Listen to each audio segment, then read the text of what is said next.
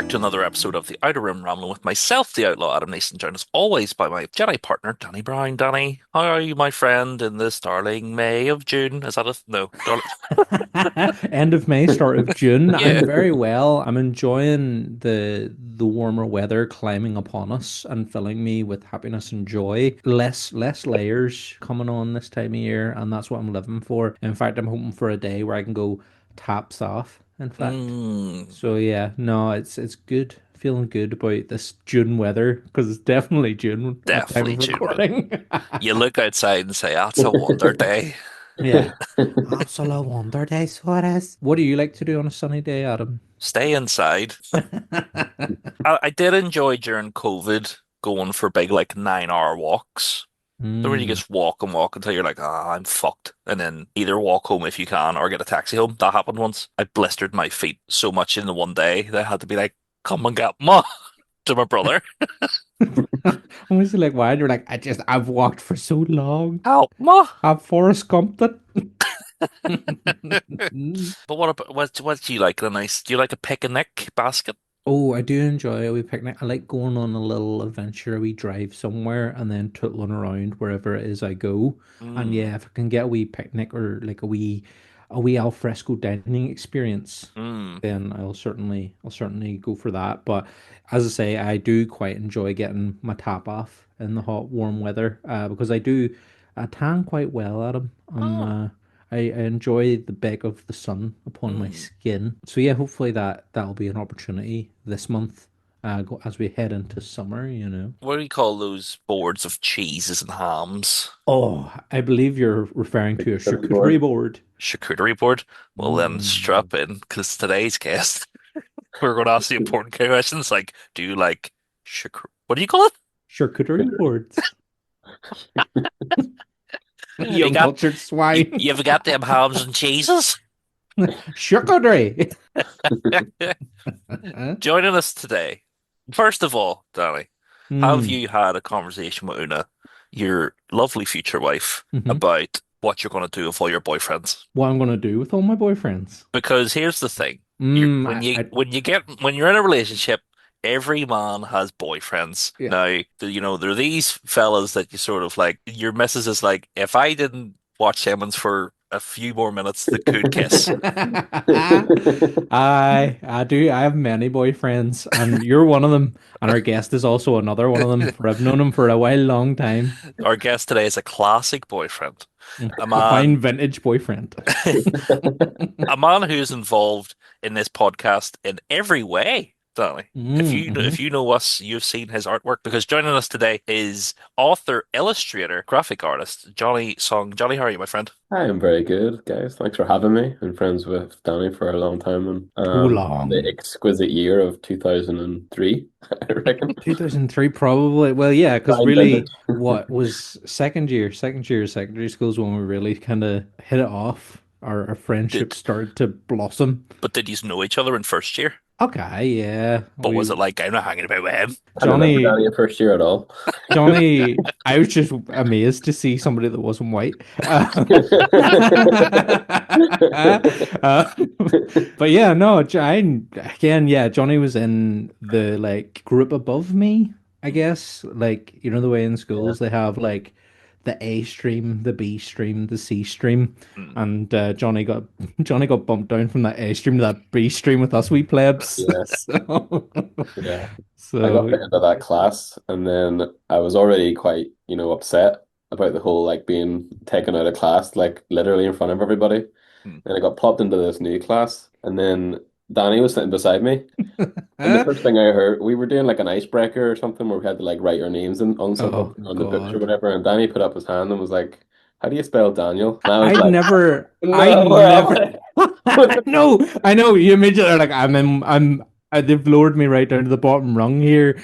No, right. I'm gonna justify this. I was always known by Danny. I've always been known by Danny. He was always spelling it Danny, always. But I had to fill in whatever this document was that we were filling in, and I thought I had to put my official title, my birth certificate title, which Daniel, but I forgot. about the I before E except after C rule. So I just asked the teacher, how do you spell Daniel? Because I couldn't remember what way the I and the E went. And Because Yeah. that's that. did you And I'll spell it? stand by that. It was literally the worst time in the world for you to ask that question. Johnny didn't let me live it down and still doesn't let me live it down. I So was getting ready to jump off a bridge. just you're like, I'm in with the dum dums, but hey, if you hadn't been put on with the dum dums, would we have found our mutual love of Star Wars? No, No. I found out later that I was put where I was meant to be. Exactly. With a fellow Star Wars nerd who'd play all the wee Star Wars games with you and dual lightsabers and play Battlefront 2 until late into the night, or at least until your dad kicked me out of the house. Or, yeah, just talk about Star Wars endlessly for years and years more to come. But, Johnny, where does your Star Wars love start? Because I know you come from a family of Star Wars lovers. So where does it kind of begin for you? What's your earliest Star Wars memory? I think my earliest Star Wars memory was going to see Star Wars in the State Cinema in Ballymena, which isn't there anymore. I think they were doing reruns of the old movies, and my dad took me to see them on the screen for the first time, which was great. And apart from that, my dad, I literally lived among Star Wars toys my entire childhood. My dad was a avid toy collector slash hoarder, and we were literally living in the shadows of Star Wars toys boxes for like ever. On the rare occasion he did open some and we got to play with, Boba Fett helmets and stuff and Chewbacca helmets and some lightsabers and stuff. So I've always came from that. And yeah, so my dad educated me right from the start. Yeah, you always had. I remember the first time like walking into your house and just being like amazed by just as you say the mountains of Star Wars collectibles, and it was everything from Star Wars figures to Legos to Dawn Post Boba Fett helmets and artwork of like concept art from the Clone Wars series and just everything you could imagine. Stanley had it, and I do remember you being like, "Yeah, some of them we get to play with, but not all of them." And that blew my mind because I was like, but toys are for kids and toys are to be played with. It was the first time Yeah. I kind of properly encountered a collector, I guess. Like I had an uncle who was into like Star Wars models, but they were like models that he made and painted. They weren't really toys. But this was like, no, this dude collects toys and that's sort of his thing. And, you're not to play with them ones, but you still got to play with some of them. And you were also one of the first kids I knew to have the FX lightsabers. Yeah. Oh yeah. Yeah, swinging them around the house was great fun. But I think one of the biggest memories I have of us, and I've already sort of mentioned it, was playing Star Wars Battlefront 2 on the PS2 until like ridiculous o'clock at night, or until your dad came in and was like, "You go home, you do your homework." Yeah. Yeah, that was a good memory. What was it? Heroes versus villains. Yeah, the Heroes What versus Villains what's the map on Moss gem? Eisley. Yeah, it was such a gem that it was on my own game that I didn't even know was there. And Danny was like, I've got something for us. And it was the best day of my life. When we played it every time, every chance we got, we would play it. But like, where does your sort of when do you think it kind of clicks with you then that you sort of love Star Wars and you start to see it sort of influence what you do? Because again, some of my earliest memories of you as an artist, as and doing graphic design and doing illustrations was like Star Wars, doing like Darth Vader and drawing your own lightsabers, and you know, there's a piece of art, and I think it's possibly still hung up outside the principal's office in Slemish. I'm not 100% sure if it's still there, but it's So, all like a road in sort of Africa, and there's a bus going down the road, but if you zoom in close on the picture, oh yeah. there's like a mythosaur skull and the Jedi insignia and all just wee references to Star Wars, but you have to zoom right in on the picture. And it's Hmm. a wee detail that was just for you. And then when you showed me, I was like, no way. So it's like just a wee thing that unless you're a Star Wars fan and you zoom in real close, you're never going to know. But when did it kind of click that it was like, oh, like Star Wars is a bit of an influence for me in terms of my creativity? Hmm. I guess it was around about when I was sort of, yeah, it's a tricky one. I think I've always loved it because it's always been so present in the house and it just represented adventure and freedom for me at a time when, I may have been trapped in the house as most kids are. But I guess, yeah, in first and second year, around about when I met you, I guess it just became such a powerful story, I suppose. I was becoming a sentient being at that time, like a sentient adult at that time. So it was just the story that was there, I suppose. And yeah, episode 5. I think I went back. I was around the time when I could work the DVD player for myself, and went back and just watched all the DVDs on my parents' shelf. And I went back and watched like all the old ones from the start and like really appreciate them with like not as an adult, I suppose. And yeah, it just became a very powerful story. Luke being trained by Yoda, just yeah, stayed with me. So I guess yeah, it was just a great set of movies at the right time in my life.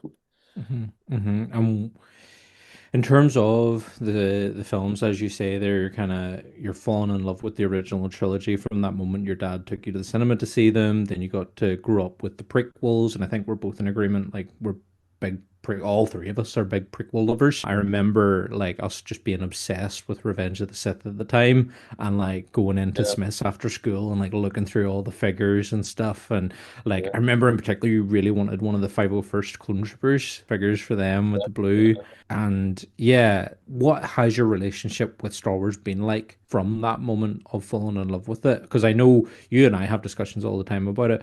I'm pretty sure you're the person that coined the if they were to stick a Star Wars sticker on shite, Danny would love it. I'm pretty sure you're the first person to say that. But you've kind of had an up and down relationship with Star Wars, especially since the Disney buyout. So what's Yeah. what talk us through your relationship with Star Wars now? I think now I'm always been a fan of great movies, and I think a movie should always stand on its own feet. And I think George Lucas really understood sci-fi. He was the king of sci-fi, in my opinion. I think more as an artist and more as an adult in the age that I am. I think the sequel trilogy kind of yeah, again, like you said, I've always loved Star Wars, but like I think George Lucas said one time that it's not about spaceships and lightsabers, it's about the humans and it's about family. And sci-fi just happens to be the lens that we look through the human condition. And I feel like a lot of sci-fi movies in general and a lot of the sequel trilogy never really understood that. They kind of went, oh, let's just read back to member berries and let's just make it about laser swords and explosions and lasers and then that'll get us some money. And they kind of were cash grabs in that way. But I think now when Disney's kind of learned that lesson, then they're coming back to making it more about human stories that with substance. Think about Andor, think about Ahsoka, all great shows. Yeah. So yeah, I'm definitely coming back more around to Okay, good, good. Because I was starting to worry there. I was like, oh my God, my Star Wars life buddy is starting to fall out of love with Star Wars. Yeah, But yeah, no, I would agree, not completely, but I get it. I think there's definitely the stories are starting to pick up again and have real substance, especially Andor. Like Andor season 2 is one of the most powerful pieces of television, never mind Star Wars that's out there at the yeah, moment. yeah, yeah. Um, but like, what about then your sort of hopes for what's to come for Star Wars? More importantly, sorry, just while we're on modern stuff of Star Wars, so obviously there's stuff coming, and we'll get into that. But have you watched? And I should point out, like one of your Star Wars obsessions is Darth Maul. Like growing up, you Yeah. had your shrine of Maul. You would Yeah. draw Maul. You loved his lightsaber. Maul Shadow Lord. Have you watched it yet? I've watched the first 2 episodes. Yeah, Yes. That's yeah, all we have at the time of recording, yeah, which means that we've definitely dated this and it is no longer June. It's actually the start yeah. of April. Hold on, But wait, I'll yeah, cover so us. Yeah, the finale was class. There we go. there we go. Yeah, covered, covered, covered. Yeah. Well, what do you think of those? Sure. What do you think of the first 2 episodes? Yeah, the first 2 episodes were good. I love the art style. They're kind of going into more of like a painterly kind of thing, and I find that really, really cool. I think they're dropping the frame rate a little bit in some parts, which is kind of nice. But yeah, some cool sequences from Maul looks really cool with his cloak and stuff. But yeah, good start so far. And the new force sensitive people are kind of interesting. A lot of mysterious. Makes me wonder what's going to happen next with them. What I don't like about it is I feel like story. And this is going to make me sound like such a Debbie Downer because I've been saying a lot of bad things. But let me say quickly that I feel like they're doing Maul a little bit dirty, like Boba Fett. Mm, They're kind of taking like okay. kind of IPs and saying kind of IPs that are based in kind of mystery and being assassins and kind of like silent assassins, and they're kind of making them out to be drug lords or like interested in like crime empires. And I never really thought of Boba Fett that way. I never really thought of Maul that way either. So it's kind of think it's interesting that they kind of go on that route again with Maul.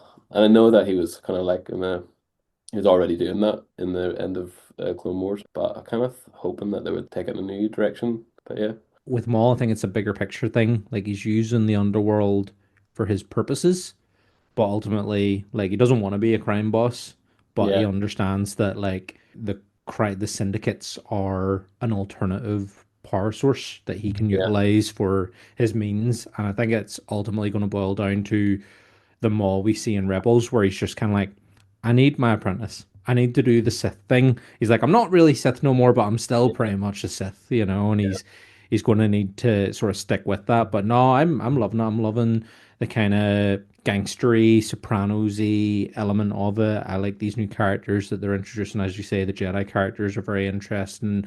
I think Darth Maul's wee gang that he's kind of got together is very cool. I'm interested to see more of these two Zabraks that he has with him, Scorn and Icarus. I think they're going to be cool to see. And yeah, I think the whole thing, and even the fact that they've already announced like this series isn't even like done yet, and they're already like, we're doing a season two, and I'm like, well, that's exciting, that's promising, I think. So yeah, Adam, what are your thoughts on the series that we've definitely all watched the whole thing of and enjoyed very much? I think season like episode 4 and 5 are probably the best, but I'll just give my thoughts on the first two episodes because I recently rewatched them.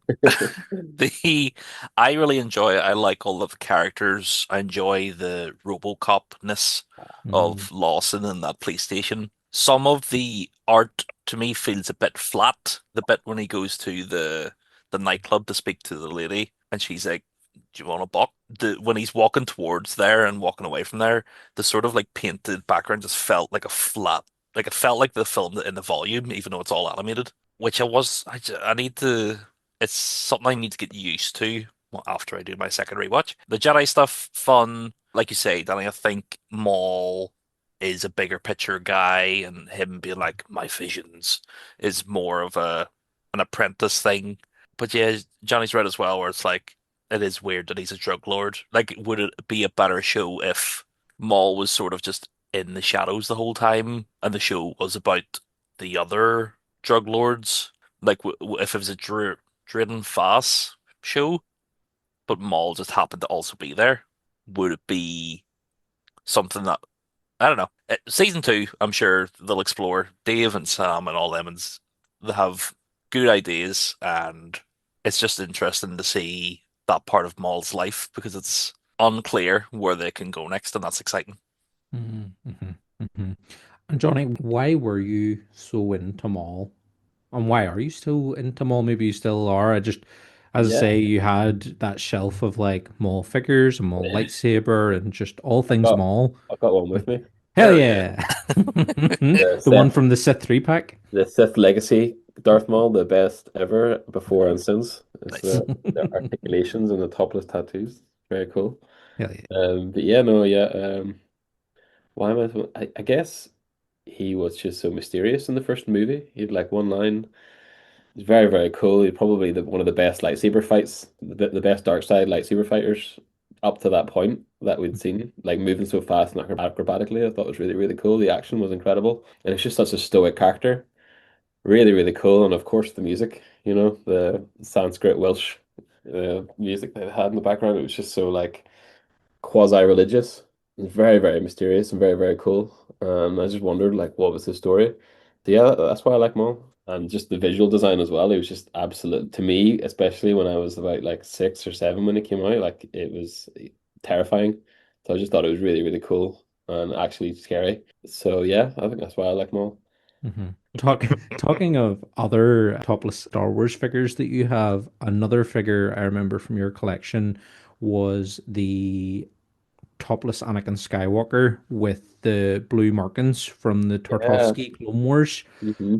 Again, that's something that we both like loved and are obsessed with, and Yeah. is one of the things I kind of pitched to you whenever we were looking to do the logo for the podcast. I was like, Johnny, I want Yeah. Adam and I sitting in a cantina booth with microphones and in the style of Tartovsky's Clone Wars with me as the Jedi, Adam as the smuggler, sent you a couple of reference pictures and a quick doodle of what I kind of envisioned in my head, and you whipped up our incredible podcast logo. What in terms of that there and that sort of thing, you got the keyring, hell Hell yeah. yeah.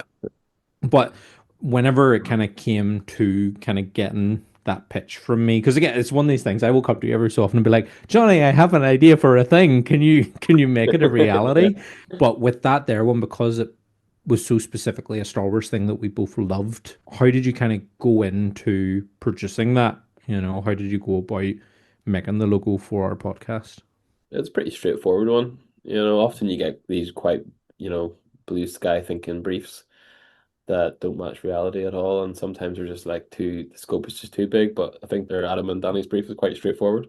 Got some references for it, and I think we just like we're on the same page right away. We just clicked something so recognizable, but the Han Solo Greedo scene in Tartovsky style and Danny as a Jedi, yeah, it just came together really quick actually, and it was Mhm. fairly straightforward. And you know, getting Yeah. to look at Tartovsky's art style and all that kind of stuff, it's just my bread and butter, so didn't really feel like work. Yeah. And it was your idea to kind of add the additional element on the table, which is the clone helmet. It was kind of this empty space, and you were like, we need to put something else in there. So Mhm. you were kind of like, right, well, what if we did like a helmet? And what if we did a clone helmet? And then I was like, well, can we put a shamrock on it? And that was sort of just born of that. And now that I don't know if you have listened to our Christmas special that we did, but we have dubbed that clone CC 1916 Cahlo Oh, oh, Fett.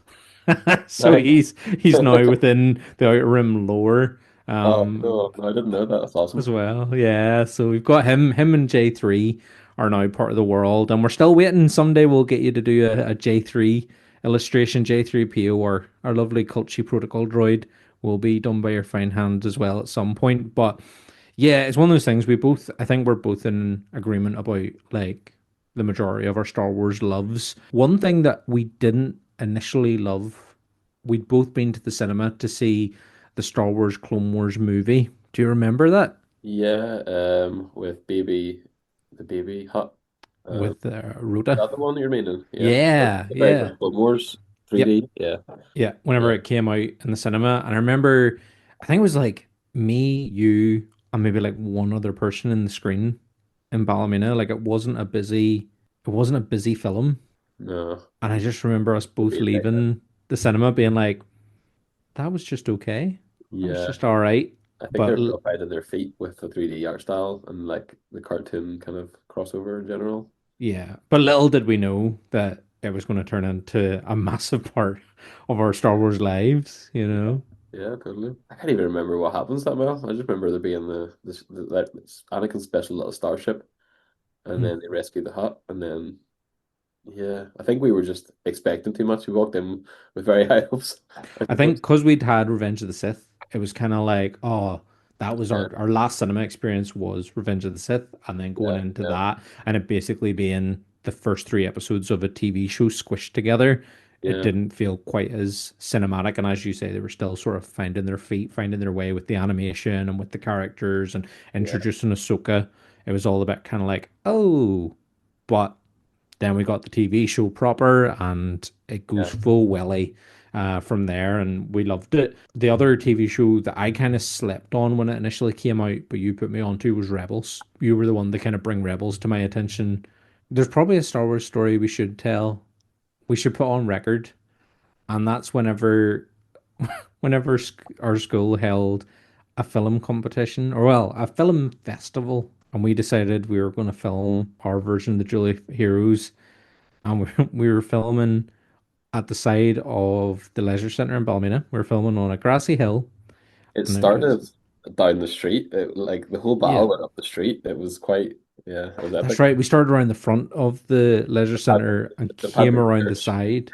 Yeah, that's right, and went the whole way down that street, and Yeah, then rounded the side, and we were filming on the side of this hill, and we were trying to choreograph like a bit of a battle and then a fall and all this sort of stuff. And it was you and I were lightsaber fighting in public. in public in broad daylight. It was like what, maybe like a Sunday or like early on a Sunday or something, Yeah, like some weekend. And Johnny and I were lightsaber. We were trying to choreograph the whole thing. with no shame. No shame at all. No, not a lick of shame about us. So And jealous. we weren't even dressed in like Jedi outfits or anything. Like we were just wearing our clothes, Yeah, but yeah. with lightsabers. And our mate Connor was filming it, but he was also holding a lead with my pet boxer on at the time. Suki, and these three bigger boys approached us and were like, "What are you Three, doing?" three smicks. Three schmicks, yeah, three schmicks, chavs. I don't know what other word you could use for anyone out there that's not listening, but uncouth youth Hmm. approached us. Bigger boys approached us, and they were like, "What are you doing?" And we were like, "Just making a film, just lightsaber fight, making a film." Imagine the sight of them three. Three wee dorks, Three nerds three out nerds. in the public. Two of them are holding lightsabers. One of them's holding the camera and a dog, and I honestly, I thought they were going to take the dog. I was like, these boys are going to come over here and they're going to grab the dog because it's a lovely, lovely wee boxer. And I was like, they're going to steal my dog. But no, one of them grabbed the camera off Connor and all three of them bolted. And I didn't know what to do. It was my grandparents' camera. And I was like, oh, fuck. And sprinted off after them across the car park at the leisure centre in the cinema there in Ballymena. But as they got to the wee bridge that crosses over into Bali, I stopped because I was like, that's the shadowy place where you should never go. Like in The Lion King, you don't go into Bali. Yeah. So I had to stop and turn back and was gurning my eyes out. And we were all just like, what do we do? Well, I was like, what do we I do? need to illustrate how Danny ran back in those days. He kind Like of like, Naruto. hard to put into words. No, No, not even that cool. imagine like Mickey from like Steamboat Willie running with like rubber limbs like this, flailing in the air, kind of Yeah, like that, So like a wee dork. I yeah, was just a wee dork. yeah, So yeah, well, it was like, what do we do? Like, well, I'm gonna have to go back to my gran and granddad's and tell them like their camera's been stolen. I was like, I don't know, like, yeah, it was a whole thing. So I was fine. We went back to my gran and granddad's, and I told them, and ooh, girl, my wee eyes out. And my granny was just like, it's fine, it's okay, but like, we'll tell the police, and we can get. Don't worry about the camera. It's fine. Don't worry about it. So that was fine. Me and Johnny went to the police station, and we had to give our statements. We had to explain to the police that we were filming a wee movie with lightsabers, and bigger boy stole the camera, and they actually caught them. It turns out the three fellas had been like basically like shoplifting and robbing around the town all day, and they just had like seen us, and we're like, when robbing, might right, as well rob some right, more. fresh meat of dorks. Yeah, exactly. What are they gonna do? So yeah, so they caught them, and yeah, they'd been on a bit of a robbing spree that day, and that was all. It was all fine, but yeah, that's one of a Star Wars memory that Johnny and I share. We tried to film our own lightsaber battle for a school film festival, and we got robbed. Yeah, it's only recently that it's funny. Yeah, It was that traumatic. Like we just didn't talk about it. we didn't talk it for a For long years. time.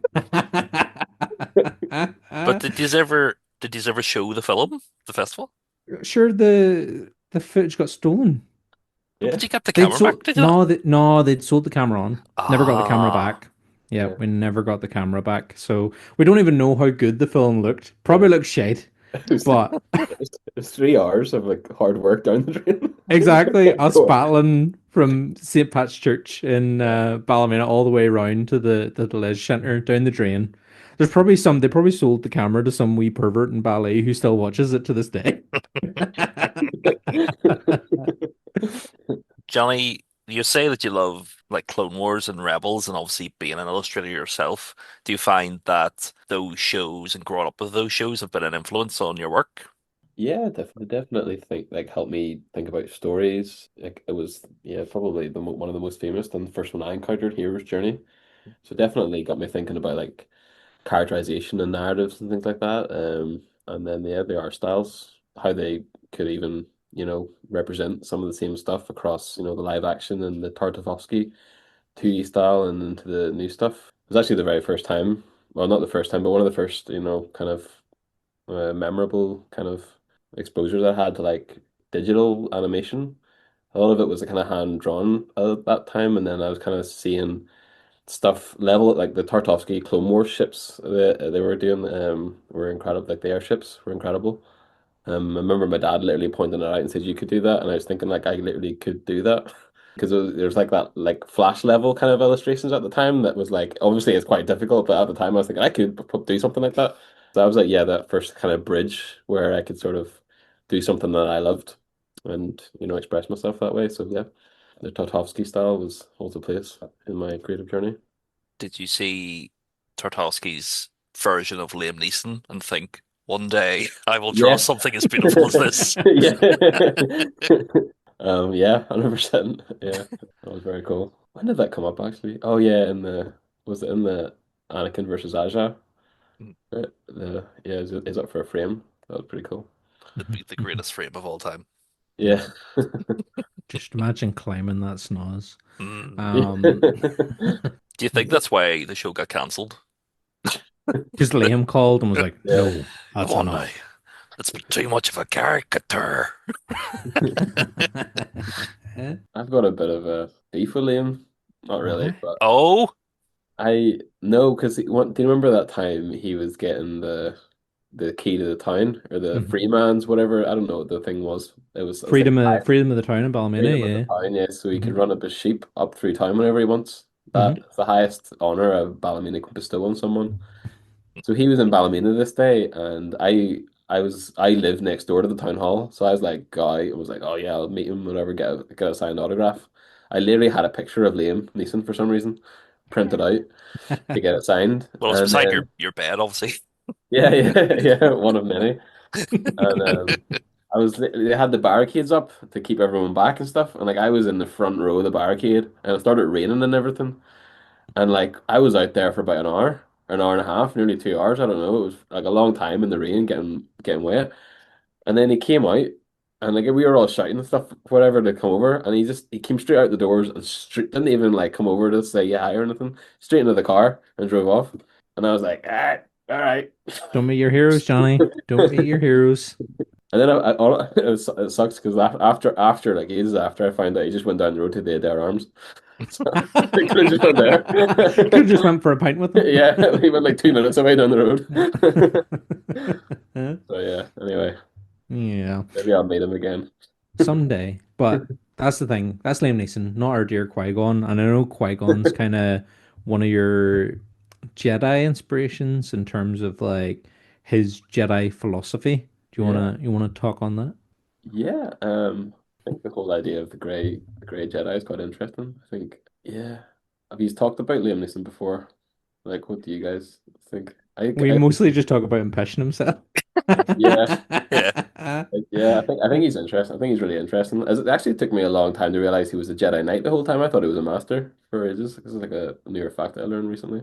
Or Mm. not recently, but like after. But I just thought it was interesting. I thought like that whole like the evil versus good thing has always been an interesting, kind of concept for me and generally watching things.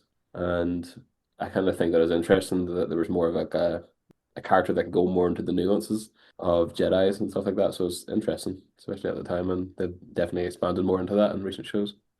Yeah. But yeah, Yeah. Qui-Gon started it. Very cool. Danny, I recently watched Attack of the Clones because every guest we have that comes on is like, Has trust attacked me, us over Attack of the Clones. Attack of the Clones is great. And do you ever watch something? I don't know if it's because I watched it when I was a kid, and I've watched it many times, obviously, as an adult, but there's some scenes that, like, I'm watching it being like, is this the first time I've ever seen this? Like, like my brain just has like a fucking stroke. Like, I was watching the fight between Django and Obi-Wan, and I remember them fighting like on like the dock where the ship is and stuff. But then Yeah, like Obi-Wan like falls, like he like, cuts the wire and Obi-Wan I don't remember that. Like I was like, what is happening? But then the conversation with Obi-Wan floating, they're like, oh, they'll come to get you, yeah, son. And then Dooku's having the conversation about Qui-Gon being like, I Qui-Gon would have fucking if he was still here, he probably would have been all right with all this. In my head, I was like, I don't know any of this. So I came to the conclusion that the other day I watched Attack of the Clones for the first time. I know you love it. I actually Now you're just gonna put it all stop in. hating It's it. it's still not my favorite, like, but I'd had a good time. Mm. It's good. The whole battle, although it is funny when they're having the Jedi battle at the end, and then they're all surrounded by droids, and then it's like that fucking Lord of the Rings, Gandalf the White moment. And Mhm. Yoda's just like, after the ships come in. I was like, oh, this is silly. Well, there's one for you, Johnny. What's your ranking of? Well, we'll Oh, disregard the Disney sequels if you want, but what's your okay. 1 to 6 ranking? Oh, that's a hard one. Yeah, I'm always kind of like torn between five and three being the best. Hmm. I think I have to go five, and then three, and then one, six, four, two. I reckon that's Yeah. Yeah. my opinion. I think they've Hey. all got their gems, but generally, Mm, I think as an average, each of them.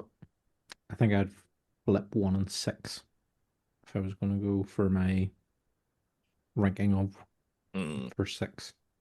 I bet you there's people that listen to us because we rank this all the time, and they're like, "They said Right? last week that they liked the other one." And they're always changing their minds. Yeah. We're Well, allowed. what was your first? Mine would be Empire, then New Yeah. Hope, Empire, New Hope, Revenge of the Sith, Okay. Return of the Jedi, Phantom Menace, Attack of the Clones. Nice. Yeah. Pretty But good. like the older I get, the more I like Phantom Menace. But Phantom Menace isn't a better movie than Jedi, you Yeah. know? It's so hard to say because some of them just have great moments as opposed to Hmm. being a great movie. So it's really hard to judge them that way, I suppose, sometimes. Hmm. Yeah, I would say Jedi has that kind of real good consistency through it, Hmm. whereas Phantom Menace is just made up of great moments. Yeah, a lot of good bits. Yeah. Talking about shows with good bits, Adam, is there Hmm. something you want to talk about? Well, Johnny, how up to date are you on the Disney shows, like the sort Yeah. of recent live action stuff? Pretty sure I've seen everything. Seen it? Like, yeah. You've seen the Book of Boba Fett? The only thing I haven't seen is Bad Batch. Oh, Ooh, sir, check out Bad Batch. Don't know why I haven't watched it. I just haven't. Bad Batch is the tits. It's like, Yeah. it's everything you like about the clone episodes of Clone Wars, but like turned up a bit more, given a wee bit more of Dirty Dozen. They sort of like the brother relationship between them all is sort of like flipped on its head Yeah. Yeah. Yeah. at points. It's really good stuff. But you've seen the Book of Boba Fett. Of course. Yeah. How do you like drawing vehicles? It's not my forte, but I do like doing it every once and again. Yeah. Uh, How would you feel about drawing me, Danny, and you all on our own personal mopeds from the the yeah. moped gang from Book of Boba Fett? Every time I think about that guy, I just think about that guy doing his little spin 360. Hell yeah. So Yeah. cool. Yeah. Which so somebody on another podcast asked recently on Instagram, they were like, if you can come up with a justifiable reason for why he does that spin, immediately I was in the comments. He had the spin because you have to whip the gun to project the bolt further because the enemy was Okay. further away. Oh, right. Yeah. Okay. So it's That's like a fling. Okay. exactly. That's exactly what happened. Yeah. I think Makes that's, perfect yeah. sense. Yep. There's a physics. I think you're spot on. Yep. And then also it looks cool. He could have just, been like, hey, yeah, and did a wee thing, but you may as well do a spin because then if somebody's shooting at you, you're out of the way. It's harder to hit a moving target. That's what he was thinking as he spinned. In the one spot though. He doesn't like spin away, he stays in his one spot. Talking about illustrating things from the Star Wars universe, if Lucasfilm, if Disney were to call tomorrow and say, you can illustrate whatever you want from Star Wars, we want you to illustrate a book for us, which is going to lead me on to my next point, but we Okay. want you to illustrate a Star Wars book for us. What would you Yeah. like to do? Or you asked me to pick like a era You for can the do story. whatever you Oh, want. You get to illustrate your very own Star Wars book. It can be for kids, it can be for adults, it can be for young adults in the middle. that's a good You question. can do whatever you want. Difficult one. Maybe Old Ben before episode four. Mm. I'd love to do Hmm. that. Yeah. Do you remember that Why? little figure we were looking at? And it had like the perfect sculpt of like one of the few perfect sculpts of like Obi-Wan, as a mix between Ewan McGregor and Alec McGuinness. Yeah. Yeah, The that yeah, sculpture. the And it had like the Qui-Gon's sideshow lightsaber on the back. mythos figure. Yeah, Yeah. yeah. And I had, yeah, that's what it was. And I had like Qui-Gon's lightsaber on the back and his Clone War armor on the back, all these really cool references on his back. Mhm. That'd be a really cool cover to do. Either Yeah. that or maybe something mall related. But Mhm. yeah, something like that. So what you're saying is if we can get you in with the Star Wars Marvel team for like one of the next issues of the Maul Shadow Lord to do a variant cover, Yeah, you'd yeah. you'd be on board, yeah. 100%. Yeah, We'll totally. we'll try and speak to some people. We'll try Yeah, and put the okay. word in. But this leads me nicely onto my next thing. You have illustrated a book recently. Well, it's actually been over a I month have. now as of recording. You've been a very, very busy boy. You've been doing lots of book signings, book readings, in all bookshops all around Ireland. As of speaking now, you have been to Italy to promote your book and talk about children's literature. Tell us about Moon Moon Can't Sleep. Yeah, it's a story that I wrote a few years ago, and it's about a little wolf boy at nighttime, and he can't sleep for various reasons. And because he can't sleep, he ends up going on this like crazy nighttime adventure in the forest where he lives. Yeah, so it's about overcoming your fear. It's about taking responsibility, and yeah, it's a great bedtime story for your kids, age 2 to 8. Plugging into that demographic. Yeah. Oh, I I've actually got it here. Here. Hell yeah. do you want to read it to us Read and it put us out. to sleep? Yeah, yeah. If I haven't already. So that's it there. Moon can't sleep. And how much would these be at RRP? In your RP, they are £15 roughly. 14, yeah, I think they're about £15. Hell yeah. 14.99. Where can people get a hold of a copy of Moon Moon Can't Sleep? Yeah, they can get a hold of it on the Bad Book Press website. That is the publishers, badbookpress.com. And they can also get a copy in all good bookstores. Waterstones, they can get in Dubrays down south. And there's various other independent bookshops in Northern Ireland and south of the border. You can Hmm. also get it on Amazon and eBay, I believe. So eBay. yeah. So yeah, there you go. Moon can't sleep. And you can find the link in the description wherever you're listening to below. What's the best way to buy it where you get the most money? How do you get the most? Where I personally get the most money, you could approach me on the street or at a market, and you could buy it directly from me, and that is a good way to support me. There you go. See Johnny on the street. He'll always have a copy on him. That's a guarantee. Yeah, but keep an eye out for my Instagram, and I'll Hmm. be at Banana Block on the Newton Ards Road, selling Moon Moon as well. Nice. There you go. That's down the road from me. I'll come down and see you, Johnny. And Oh, sweet. we can take a photo together and make Danny jealous. We Don't you can. touch my boyfriend. I'll touch him. I just wanted to let you know Una had taken the copy of Moon that you signed for her niece to Oh, her. And again, she's not even one yet. okay. But Una was showing her the book and apparently was very engaged. She's kind of starting to get that point now where she's kind of like locking in and focusing on stuff. Are you talking So about I'm Una? kind of yeah. Yeah. Our niece was like, Back Una out. was turning the pages and showing her the pictures and stuff, and apparently, like, she was like locked in, like looking at all the wee illustrations and the colors and everything. So I was like, that's good. It's good that even for those that are not within your age demographic that you pointed out, it can Yeah, still be engaging. Mm, class. Oh, You that's know, cool. That's I'm really buzzing to show it to my niece who's 5 because she's like the perfect age for it, and I can't wait to just like sit and read it with her. Because one of her thing right now is having stories read to her, but then once she hears the story, she likes to read it back to you then. oh, But she'll right. also like add her own like little things to it and stuff. So I'm really excited to like take it to her and be like, okay, let's read the story together. And then she's going to give me her version, her rendition of the story too. And I can't wait for that because I think it'll be good that my friend's imagination is firing off the imagination of my niece. I love that idea of, creative fueling, you know. Oh, that's very sweet. Oh, that's class. Thanks for telling me that. Yeah, I thought you would I thought you'd like that feedback. So cool. Yeah. Yeah, I've been doing some like readings and stuff to kids, and just the stuff that they come up with, like their little stories that they have and how they react to things in the stories is stuff that you couldn't really think of before. So it's just nice to see it like, having a good effect on people. So it's cool.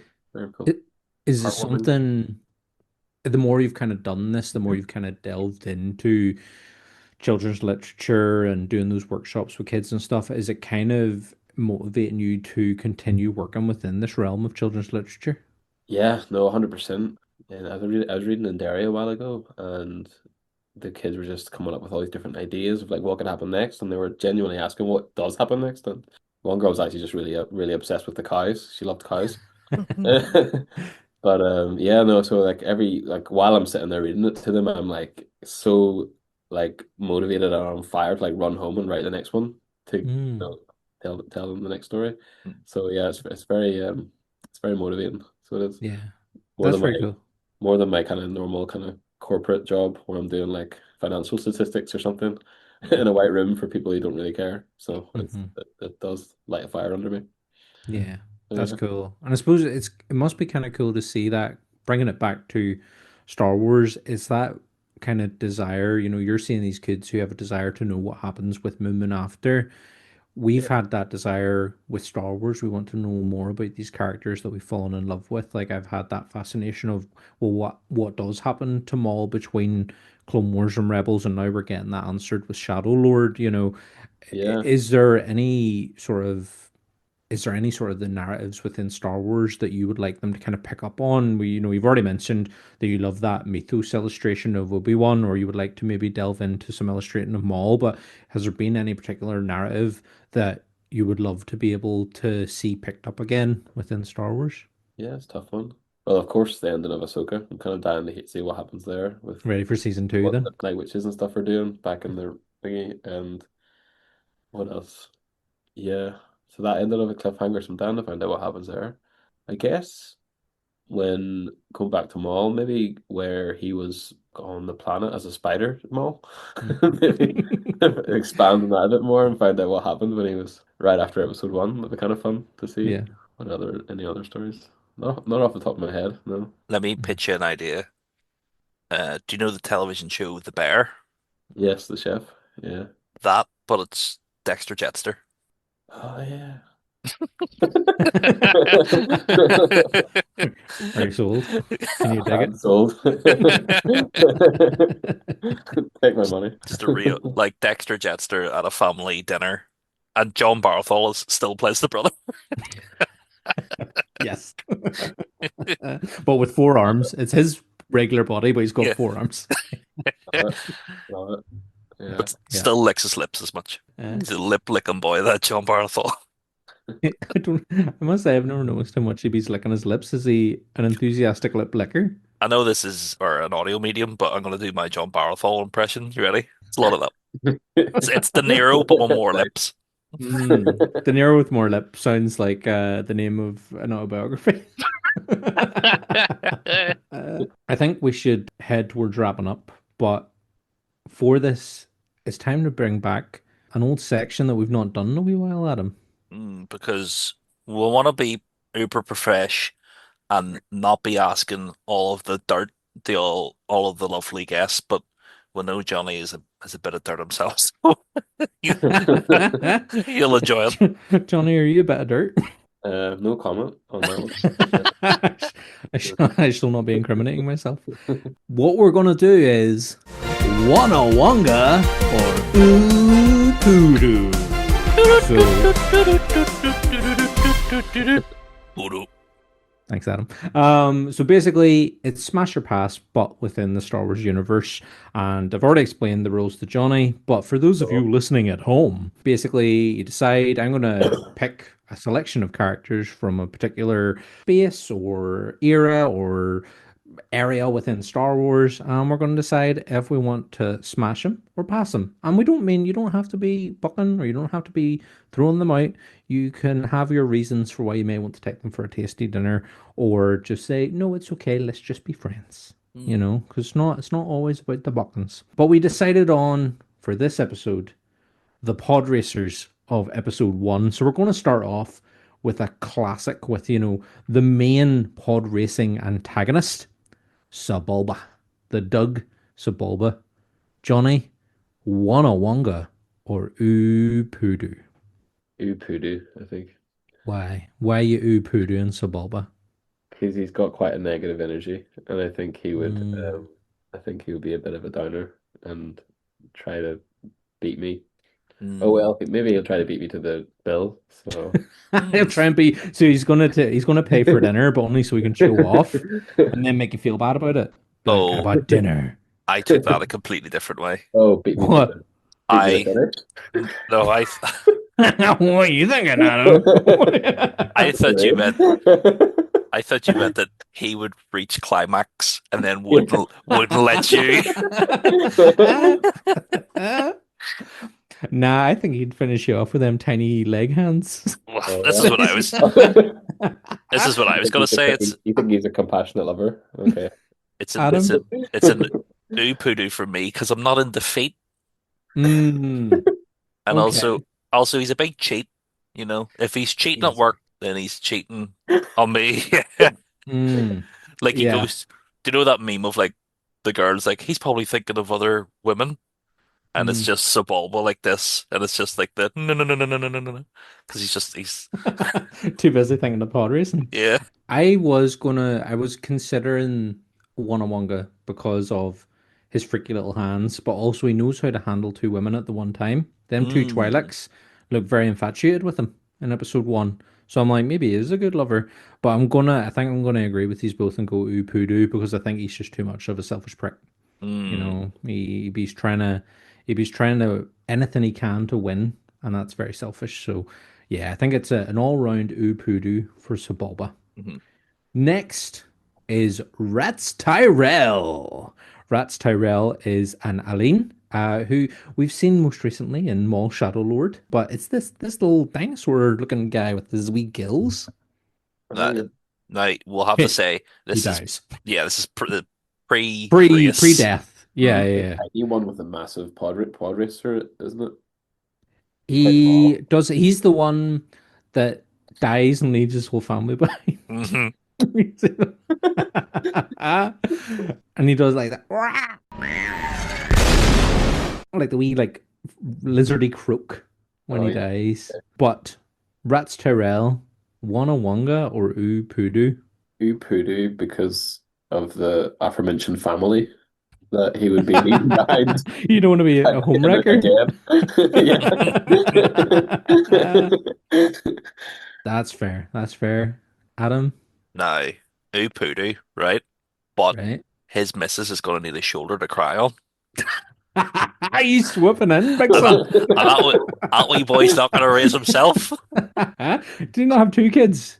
And Come on, she's holding a baby. oh In yeah, fact, there's three. the You cashing in on that life insurance. yeah, Oh, get them credits. the I can't remember what the game's called, like the VR game. It's about pod racing. Is it like Mm. Beyond something? Beyond Victory, wasn't Beyond that it? Victory. Like one Yeah. of the main characters in it is Rat's son, who is Mm. like commissioning to stop pod racing altogether to avenge his father's death. And you could help him. So yeah, that's You it. could support him. I go, that's right, son. You go out and get him. But then I like he leaves to like a empty nest syndrome. But Mm. like Mhm. not in my house because I look at her and go, what's wrong? It's an Upudu to rats, but you're Wanawanga's His wife. missus, yeah. All right, fair, fair, fair. I'm gonna go Upudu, and it is a bit shallow of me, but he's not tall enough. Mm, Them boys need to be rocking around in mech suits to get any height. mm, Not into that, mm. So yeah, we'll leave rats at that one. But what about everybody's favorite, the man, the myth, the legend, Ben Quajanero? You know. Can't What say about no. Big Ben, Johnny? Just the myth and the aura around surrounding this racer. I'm gonna have to go Owunga Wonga. Mm. Wanda Wanga. Uh, All right, Adam. Right, imagine with me. And Okay. apologies to if you're like, oh, Johnny's on this podcast. Let's hear about his book. I'm sure my child will love it because what I'm about to say is not PG whatsoever. Imagine you're on all fours, right? Getting a reach around from old Ben Quizzes, and you look back and you see that big face giving you the big smile. Fuck, sure. Would you not be one of wonking?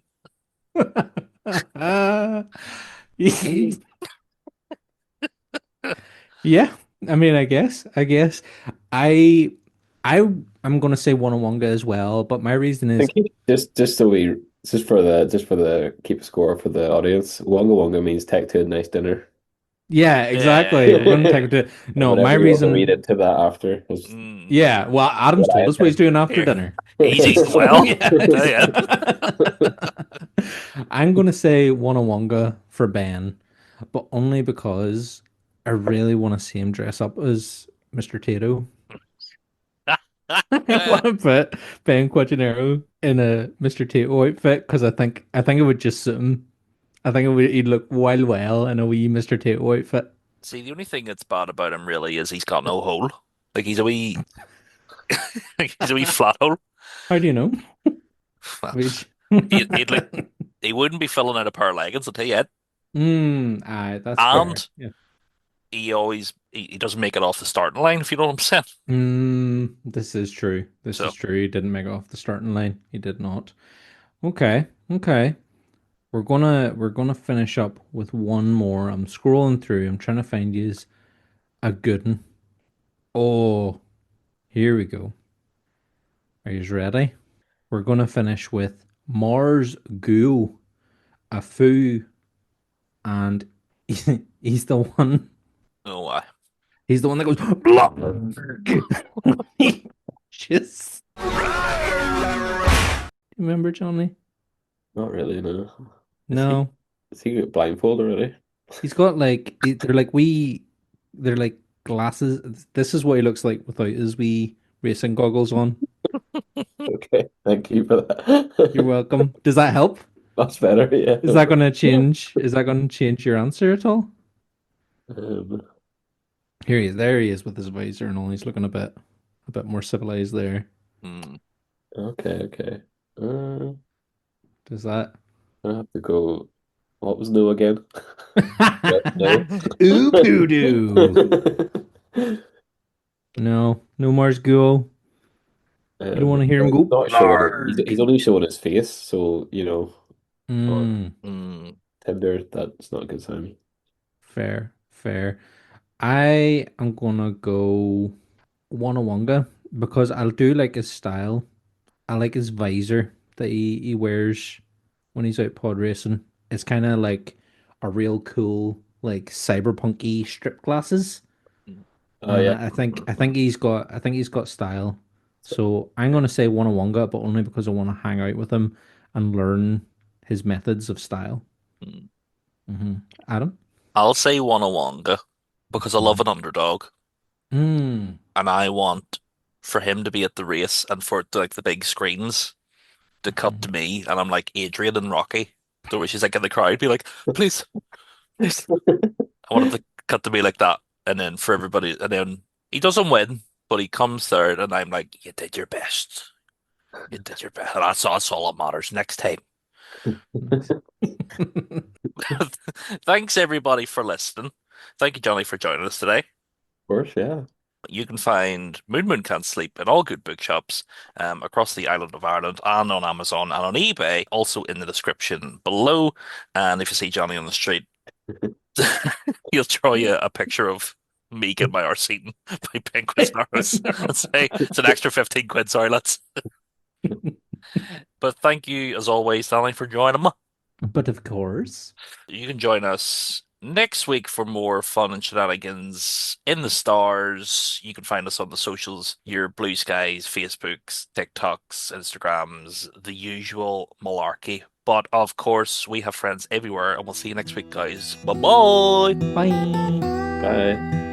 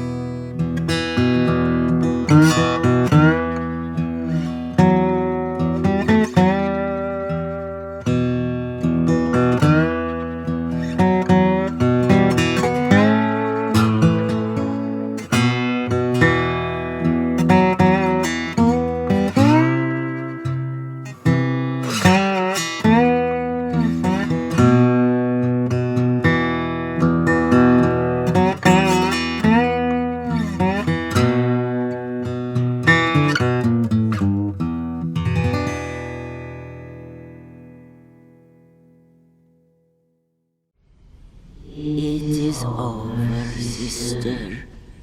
No one remains. This is all my fault.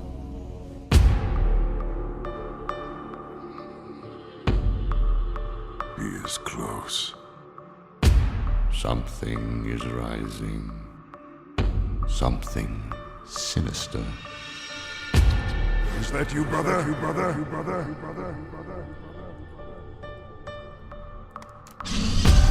Master Yoda. Fear you are in danger. I do. From the dead. An old enemy has awakened, seeking vengeance. The time has come. Become a true Night Sister.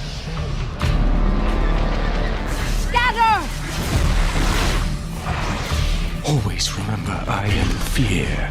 Always remember I am hunter. Jedi! It is you. This world will burn.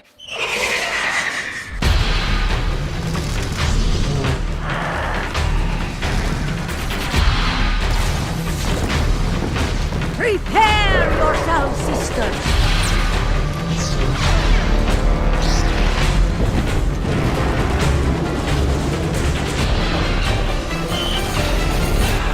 His capture is far too important.